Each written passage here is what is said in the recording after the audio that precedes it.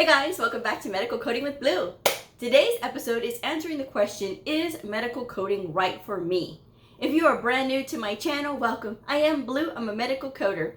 Now, I did a video about this many moons ago, but I thought I would readdress it because I did get a really good email from Instagram about it, asking a few questions. So I thought I would take today's episode to explore that very question because she's asking the question, is medical coding right for me? So let's get into it. All right, so I'm going to read her letter and then we're going to talk about it.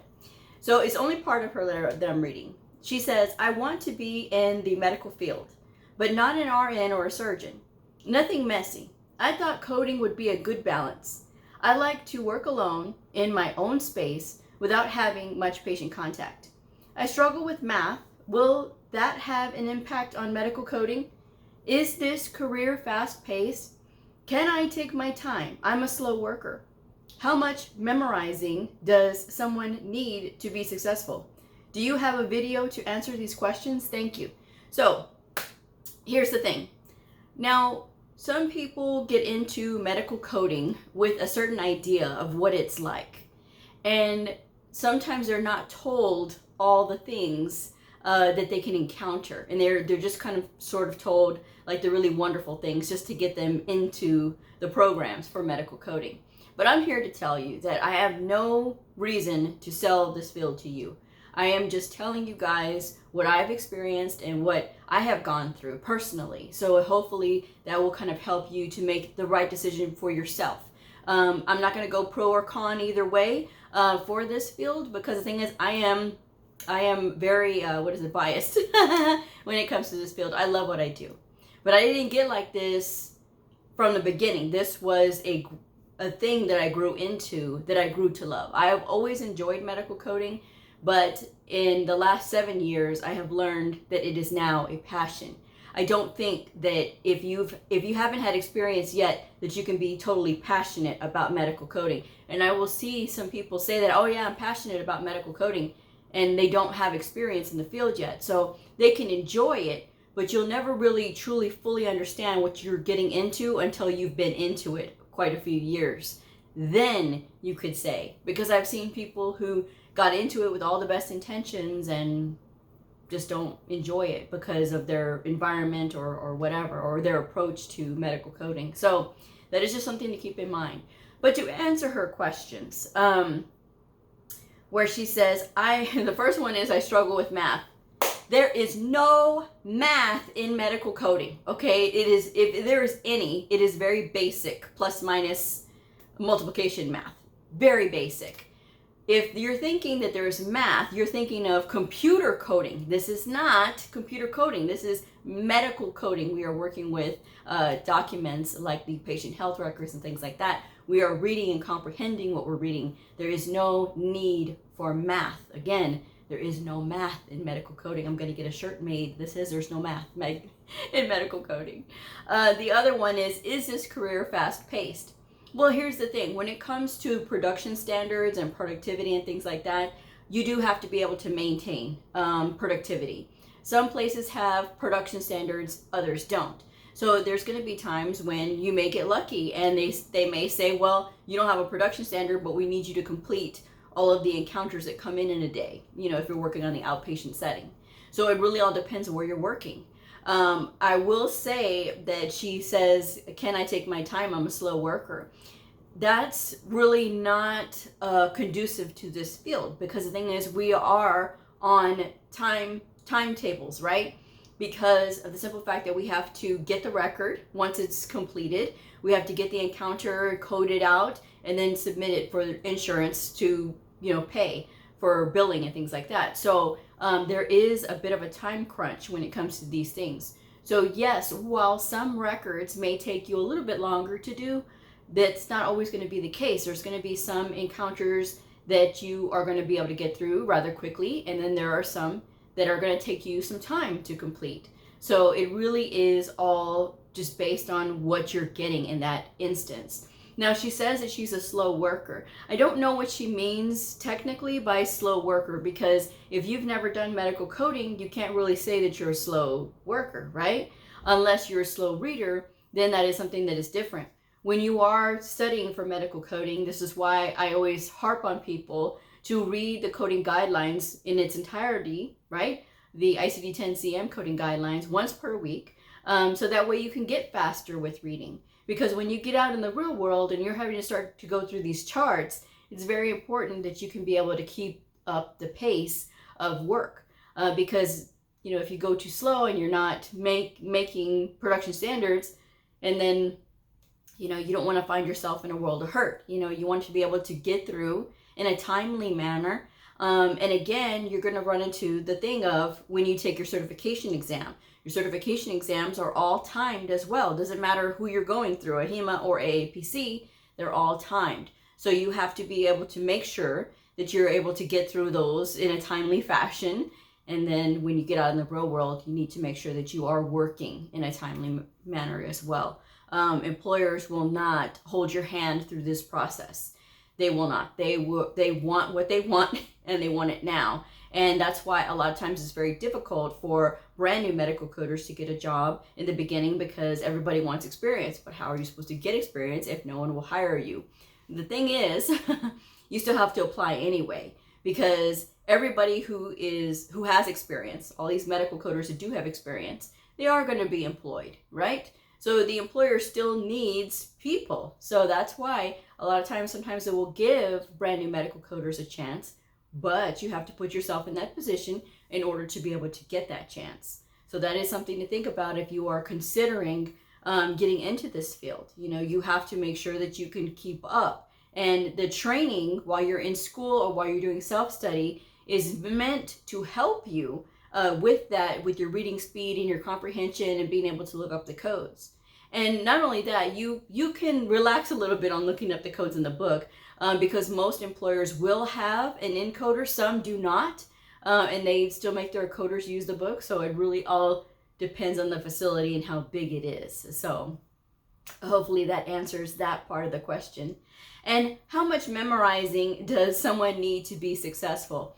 You don't have to memorize. I always tell people this because they think that they need to memorize codes. Oh, I need to memorize all the codes in the book. That is impossible, number one. Unless you have some spectacular memory, that is impossible. Number two, these codes get updated every year. So sometimes codes will be there one year and then gone the next, or they will be updated. So it really all depends on what's going on with the updates. We had quite a bit of updates for the last year, and I anticipate a lot more updates for the coming year. So it really all depends. But I always say don't memorize the codes. You may see some codes that are repetitive in what you're doing, but it doesn't necessarily mean that you have to memorize all of these codes or memorize all these procedures and things like that. What you do need to focus on is the repetition, because the repetition will help you when you are putting things together in your mind. And when you start learning medical terminology and you're learning your prefixes, your suffixes, and your root words, then you have the building blocks so that you're not trying to memorize whole medical terms. I always tell people that you're wasting your time if you're sitting there trying to memorize whole medical terms when you can be, focusing on learning the prefixes, suffixes, and root words. It's too much bandwidth to try to memorize things. But if you keep having things repeated, it is going to stick a lot better. So don't worry about like your memorization and things like that. Sometimes my memory is not so great either, and I have to repeat things when I'm studying something because that's just the way that it is. But if you are studying properly and giving yourself time to learn and not trying to rush through a program, which I always tell people, if you're trying to find out if medical coding is right for you, the worst thing that you can do is try to go through one of these slick, fast-paced programs that are like 16 weeks, right? Or maybe even 6 months. Some of them are 6 months. That is entirely too fast to learn medical coding. Even if you are a nurse or even if you are another medical professional trying to transition into medical coding, it doesn't necessarily guarantee that you're going to understand what's happening. And for those nurses who are saying, well, I want to get into medical coding, I already do all the coding anyway from my doctor, so I may as well be a coder. That's different. When you are selecting codes that are pre-selected, that is something completely different. That is not medical coding. To be a medical coder, you have to look at documentation and comprehend what you're reading, and then assign codes and levels based on what is documented. And you can't infer things. You can't just select whatever diagnosis that you think is applicable because you see the treatment is there or something else. I've trained many nurses, and they've all gone through this, where they say, well, the doctor did this and the doctor did that, so I'm going to go ahead and pick up this diagnosis because he's doing all this stuff. Well, no. It's not documented. And for us, our mantra as medical coders is, if it's not documented, it didn't happen. So when nurses get into medical coding, I always tell them, you got to take your nurse hat off and you got to put your medical coder hat on. Okay. So I did have a nurse who asked me, under my advice for nurses who want to get into medical coding, she asked me, well, what advice do you have for me? I'm a nurse. Okay. Clearly there's the video that you commented on. Please see the video. But she was asking if she should go through one of these fast-paced boot camps, or if she should just sit for her exam, or what should she do? You can't sit for your exam, number one, until you've had some training. Okay. Number two, again, you do need to take the time to learn this. And even though you are a nurse and you've got that advanced clinical training, I understand, but you still need time to learn medical coding. I always feel more comfortable if people give themselves 9 months, 12 months, or 18 months to learn medical coding. And if you think that that's too long, when you start studying medical coding, you're going to understand what I'm saying.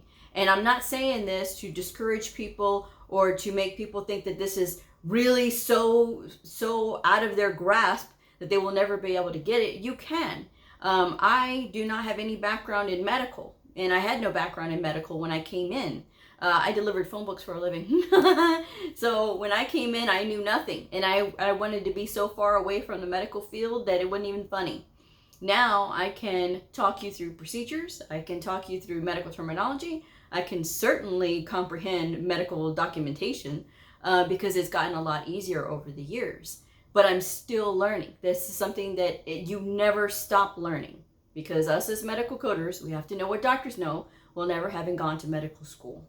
So that is something that I say that all the time. I say it constantly, but it is true, when you think about that. But whether you decide if this is right for you or not, the thing that you have to know is this: we are readers, we study.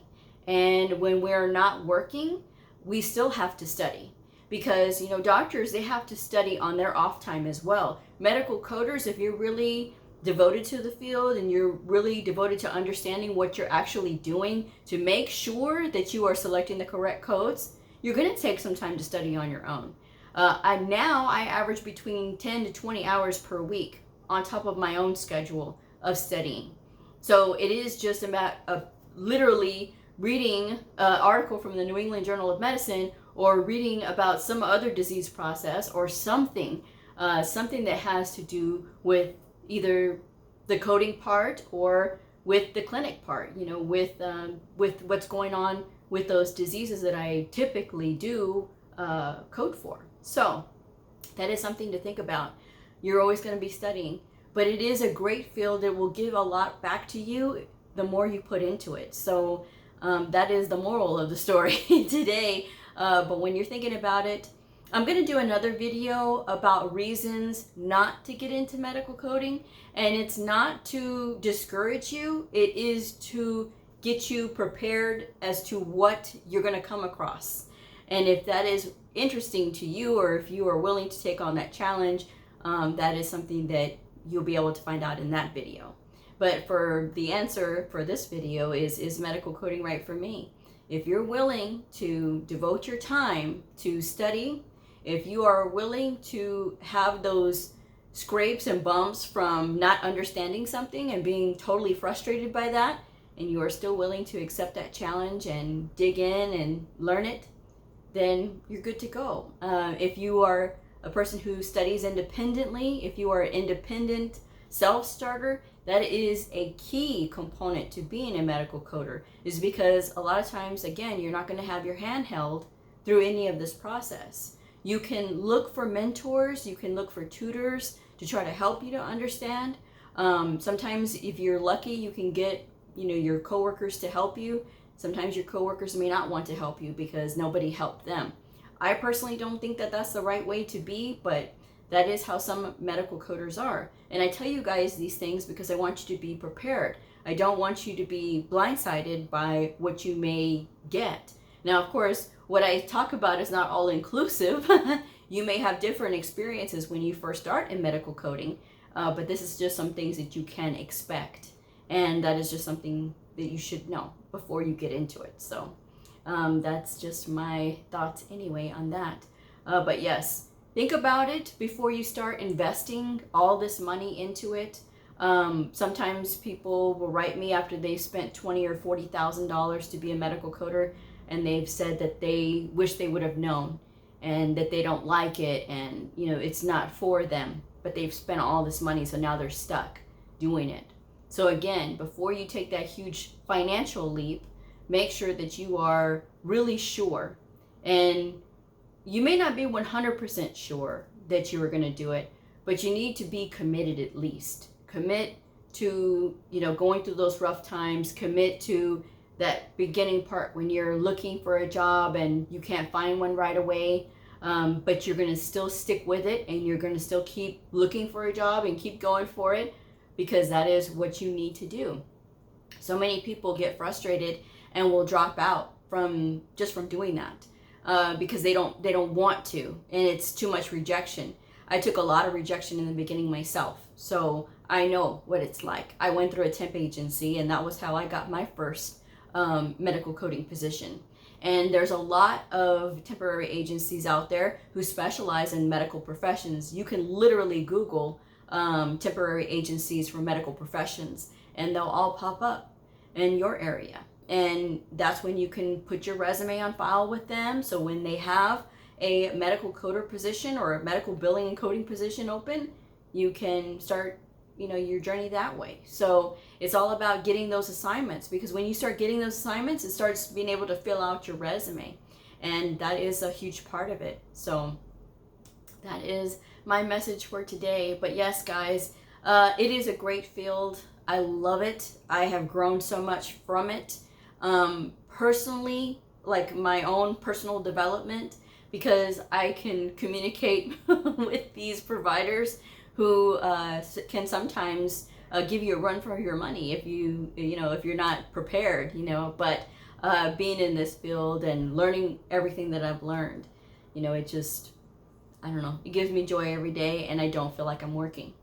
So if you've ever wanted to be in a position like that, you have to think about how you are approaching your work. And for me, I approach it with the attitude of, I'm learning today. What am I going to learn today? What am I going to improve on for myself today? And that's the challenge that I get every day. And the fact that I can see that I don't feel like I'm working, right? I see that in myself. I think I'm very lucky for that, because not everybody gets that in life. And you only get one rodeo. I tell people this all the time, and I know some of you might be tired of hearing me say that, but it's the truth. We only get one rodeo. And, that's, you got to make the best of it while you can. Okay, so if you are trying to come into this field and it's, you're a little bit older, that's fine too. People who are older come into this field all the time, and they are successful. It's up to you. So I'm going to go ahead and wrap this one up. Thank you guys so much for joining me. Hit that like button, subscribe if you haven't already, share this video if it helped you, and I will see y'all on the next episode. Bye.